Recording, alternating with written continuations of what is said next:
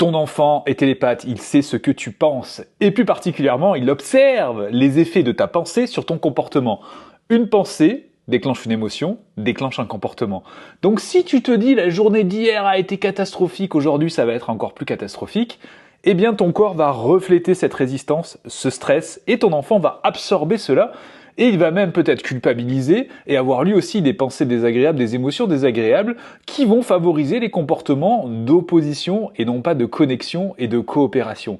C'est pour ça que c'est intéressant de pouvoir analyser la structure de nos pensées, quelles sont les pensées que j'ai actuellement, est-ce que ces pensées sont réelles ou pas, et voir également les émotions qui se déclenchent dans notre corps, les accueillir pour les traverser. Et c'est ainsi en travaillant sur nos pensées et peut-être même en adoptant des mantras ou même en corrigeant notre manière de parler, par exemple en évitant le mot opposition et en préférant le mot coopération ou collaboration, que nous allons petit à petit modifier notre façon d'être et nos enfants, eux aussi, vont s'adapter à cela comme dans une danse et nous coopérerons de mieux en mieux. Autre astuce, utilisez la gratitude. Tous les jours, demandez-vous tout ce qui s'est bien passé. Tout ce qui s'est bien passé signifie que vous vous êtes senti en paix, aligné.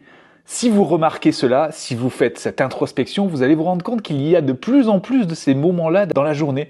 Pour la simple et bonne raison que vous entrez dans un cercle vertueux, vous remarquez plus ces moments vont vous mettre dans un état d'esprit positif et vos comportements vont être plus coopératifs et collaboratifs. Nos enfants vont s'adapter à cela et effectivement, factuellement, il y en aura plus. À bientôt pour une nouvelle vidéo.